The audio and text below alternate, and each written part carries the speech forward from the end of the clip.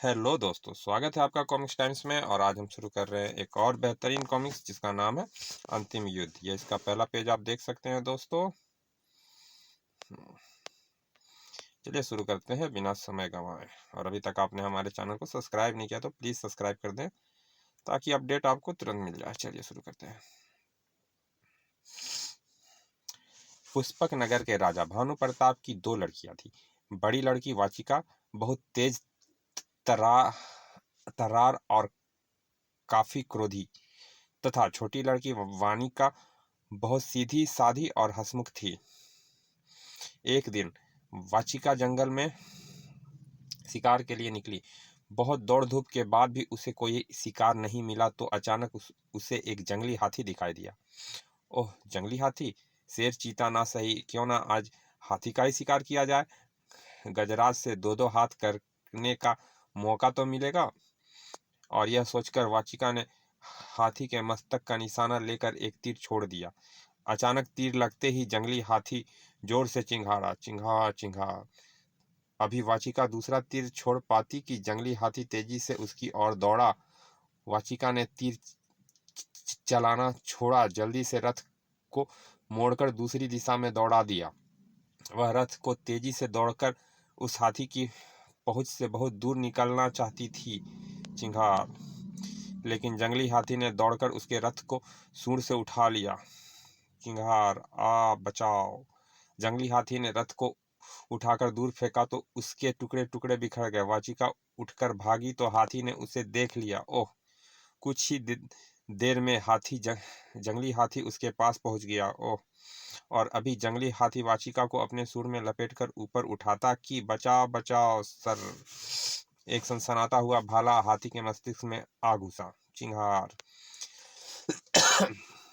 अगले क्षण एक युवक हाथी पर कूदा, लेकिन जंगली हाथी ने उसे आकाश में उछाल दिया। चिंगार! ओह ओह! युवक के नीचे गिरते ही जंगली हाथी ने उसे अपने पांव से कुचल देना चाहा, लेकिन वह विद्युत गति से पलट कर बच गया। और फिर उसने जंगली हाथी को अपने सूंड में लपेट लेने का अवसर नहीं दिया। कुछ ही देर में जंगली हाथी जमीन पर सिसक रहा था। युवक ने सूंड को इतना मरोड़ा कि जंगली हाथी के प्राण ही निकल गए। जंगली हाथी को मारकर वह जंगली युवक राजकुमारी वाचिका के पास आया। तुमने इस जंगली हाथी को मारकर हमारे प्राण बचाए हैं। तुम हमारे साथ नगर में चलो, हम अपने पिता महाराज भानु प्रताप से तुम्हें बहुत पुरस्कार दिलवाएंगे। नहीं राजकुमारी, मुझे कोई पुरस्कार नहीं चाहिए। क्या पुरस्कार नहीं चाहिए? लेकिन क्यों? युवक, हम जानना चाहते हैं कि तुम कौन हो और कहाँ रहते हो। राजकुमारी की, मैं लंगूली कबीले का सरदार देवारिक हूँ। दूर दूर तक फैले इस जंगल में रहने वाले सैकड़ों जंगली कबीलों भी हमें ही अपना सरदार मानते हैं। लांगुली कबीले का सरदार और इतना शक्तिशाली, ऐसे शक्तिशाली युवक से तो मेरा विवाह होना चाहिए। और यह सोचकर वाचिका बोली, तुम बहुत शक्तिशाली हो और तुम्हारी शक्ति का प्रदर्शन भी हम अपनी आंखों से देख चुके हैं। क्या कल फिर तुम हमसे मिलने आ सकोगे? वाचिका की बात सुनकर देवारिक के मस्तिष्क में दुरंत होने लगी थी। ओह ओह, राजकुमारी इतनी सुंदर है और कल फिर मुझसे मिलना चाहती है। कहीं राजकुमारी मुझसे प्यार क्या सोचने लगे? देवारिक, तुम हमें बहुत पसंद हो, इसीलिए हम कल फिर तुमसे मिलना चाहते हैं। कल तुम आओगे ना? हाँ राजकुमारी जी, मैं कल अवश्य आऊँगा। सूरज डूब रहा है, चलिए मैं आपको नगर की सीमा तक पहुँचा दूँ। और फिर देवारिक की छवि अपनी आंखों में बसाए राजकुमारी नगर की ओर चली गई। देवारिक बहुत देर तक उसे जाते हुए देख रहा था और फिर दोनों प्रतिदिन एक दूसरे से मिलने लगे। कुछ ही दिनों में दोनों एक दूसरे से बहुत प्यार हो गया। और एक दिन, देवारिक, अब हमें अधिक प्रतीक्षा नहीं कर सकती। मैं तुमसे जल्दी विवाह करना चाहती हूँ। लेकिन वाचिका, तुम्हारे पिता इसके लिए तुम्हें स्वीकृति कैसे देंगे? यदि पिताजी इन्हें स्वीकृति नहीं दी तो मैं उन्हें छोड़कर तुम्हारे पास आ जाऊंगी। वाचिका, क्या तुम ऐसा कर सकोगी? मैं तुम्हारे लिए सब कुछ कर सकती हूँ देवारिक, मैं तुमसे प्यार करती हूँ। और वाचिका महल की ओर लौट गई। और उस शाम लौटकर जब वाचिका ने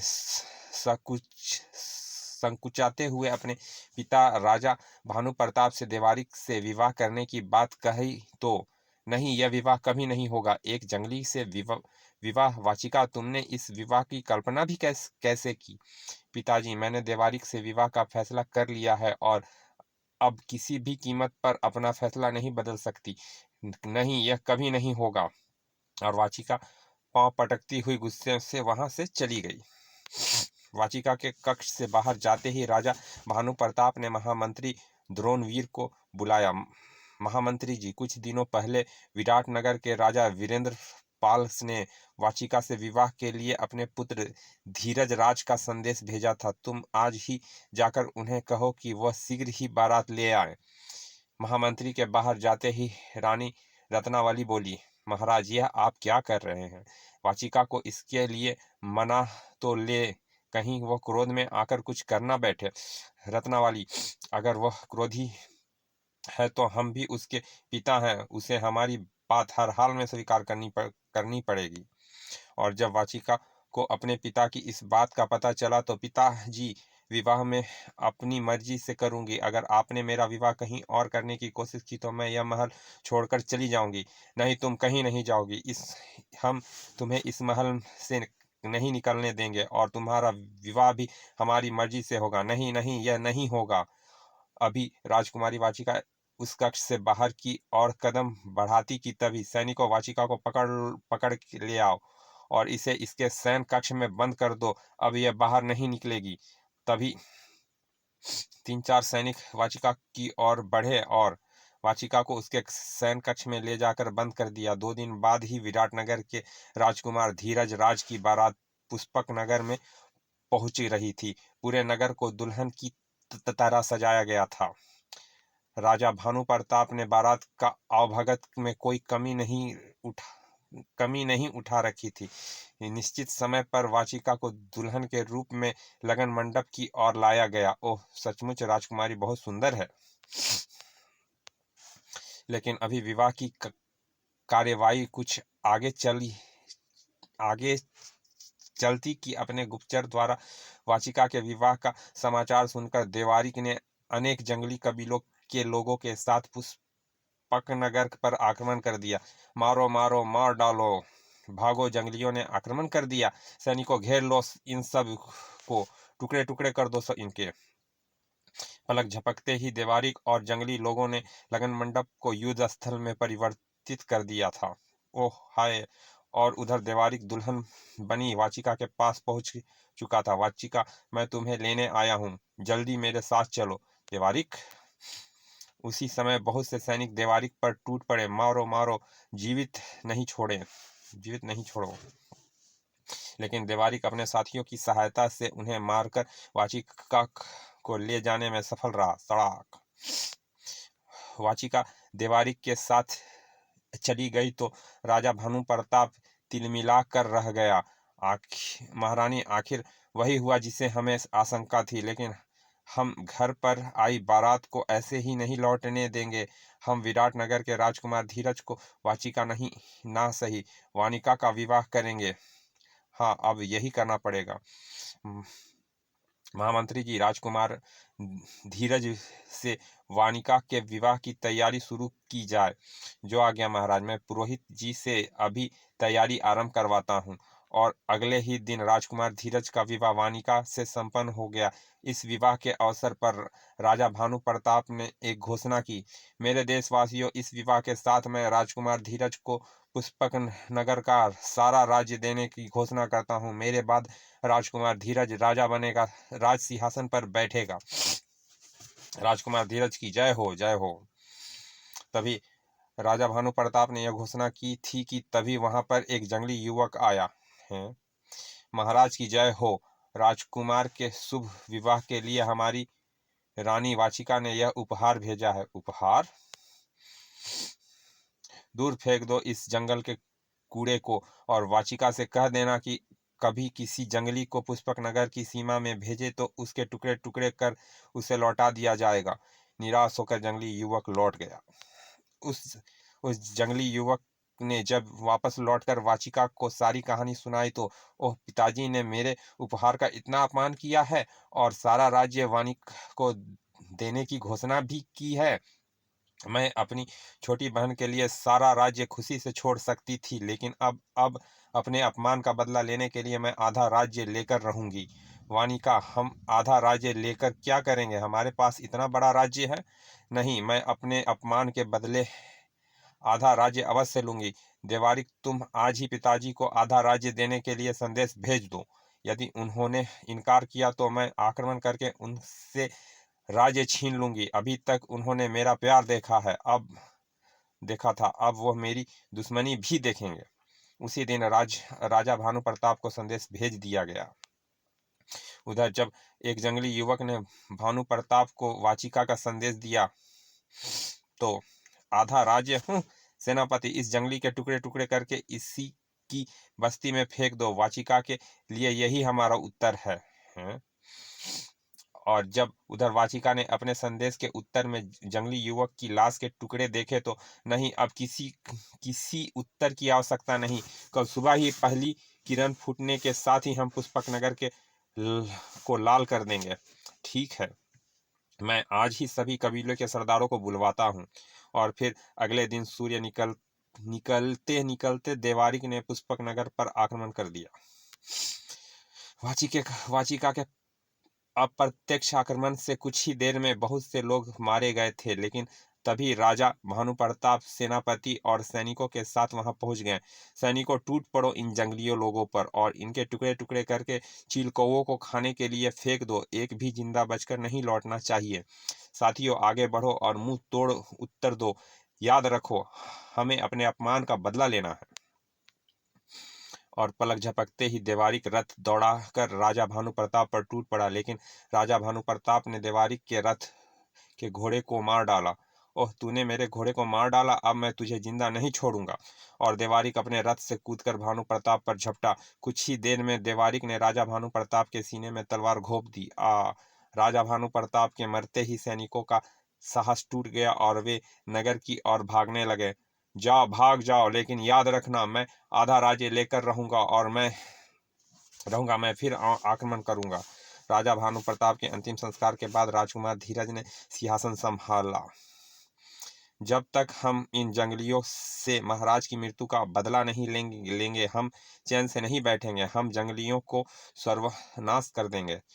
हम इन जंगलियों से बदला कैसे लेंगे, इसका निर्णय हम अपने राज्य गुरु से मिलकर करेंगे। कल सुबह हम राज्य गुरु से मिलने जाएंगे। अगले दिन सुबह धीरज और वानिका राजगुरु से मिलने प्राचीन मंदिर में गए। राजगुरु, प्रणाम। प्रणाम राजगुरु। आयुष्मान भव। तुम्हारे मन की व्यथा जानते हैं पुत्री। तुम्हारे मन में जो प्रतिशोध की अग्नि जल रही है वह शीघ्र शांत होगी, लेकिन हमें उसके लिए महायज्ञ करना होगा। जो कुछ भी करना है राजगुरु शीघ्र कीजिए, देर होने से शत्रुओं का साहस अधिक बढ़ रहा है। राजगुरु ने शीघ्र ही महायज्ञ का प्रारंभ किया। उस यज्ञ में बहुत से महर्षि और सन्यासियों ने भाग लिया। ओम स्वाहा, ओम अग्निदेवाय स्वाहा। इस महायज्ञ की समाप्ति पर उन्हें अग्निकुंड से एक अमृत फल प्राप्त हुआ। धीरज, इस अमृत फल के रस को जल में मिलाकर सैनिकों को पिलाने से इनमें अद्भुत शक्ति का संचार होगा, फिर इन्हें कोई पराजित नहीं कर सकेगा। उधर राजगुरु द्वारा महायज्ञ किए जाने का समाचार सुनते ही देवारिक ने भारी तैयारी के साथ पुष्पक नगर पर आक्रमण कर दिया। वह इस बात से अनभिज्ञ था कि महायज्ञ से प्राप्त अमृत फल के रस को जल में मिलाकर सैनिकों को पिलाया जा चुका है। देवारिक ने बहुत साहस के साथ युद्ध किया, लेकिन अमृत फल की अद्भुत शक्ति के कारण पुष्पक नगर के सैनिकों के सामने जंगली अधिक देर नहीं ठहर सके। पराजित होकर उन्हें मैदान छोड़ना पड़ा।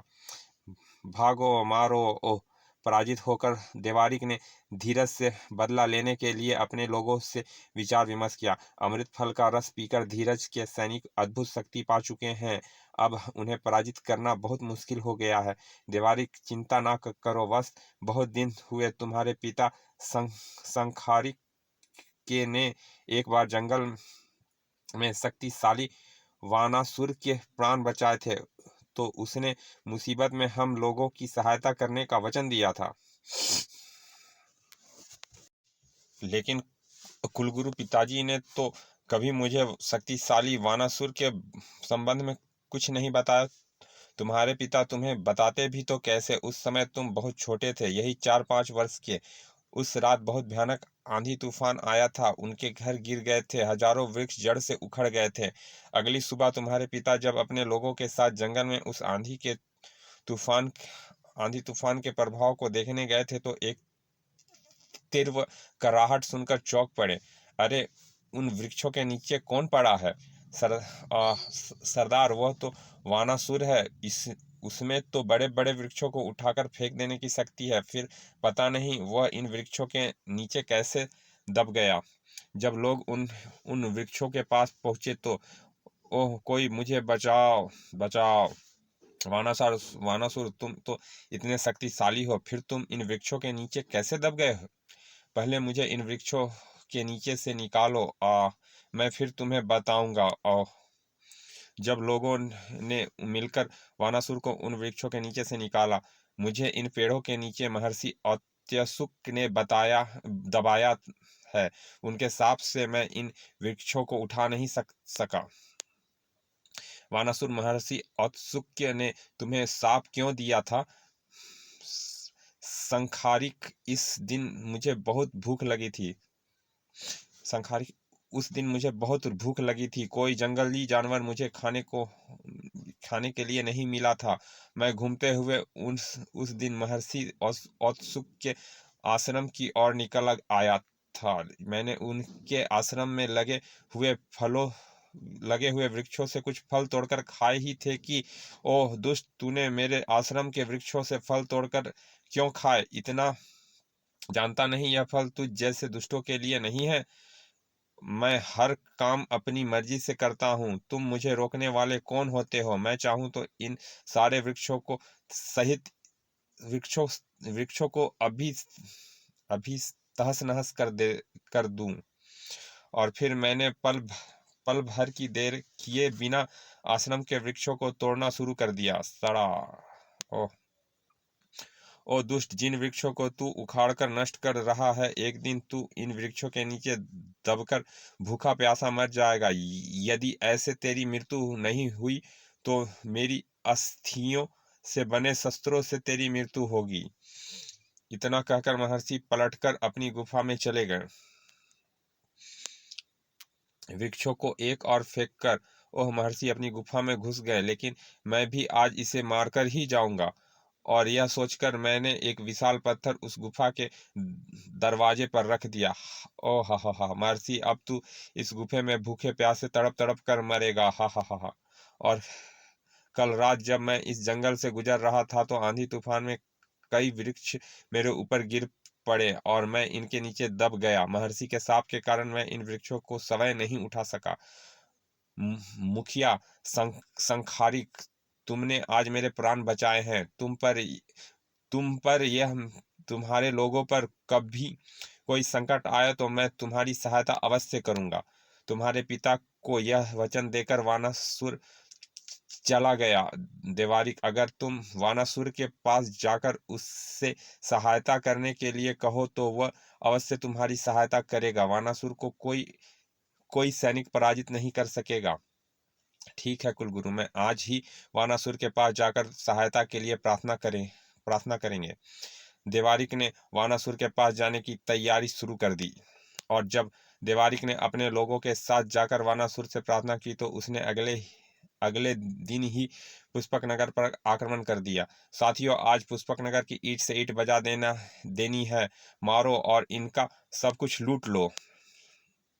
सड़ाक सड़ाक, बचाओ, खचाक, बचाओ। अमृत फल की अद्भुत शक्ति भी वानासुर को नहीं रोक सकी और भारी संख्या में सैनिकों को मारता हुआ वानासुर महल तक पहुंच गया।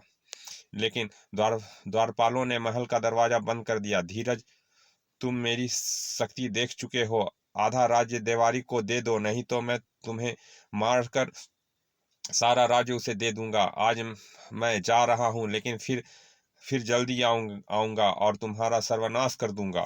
धीरज को यह धमकी देकर वानासुर वापस लौट गया। चलिए दोस्तों, यह कहानी का पहला भाग यहाँ समाप्त करते हैं। मिलते हैं दूसरे भाग में, तब तक के लिए धन्यवाद।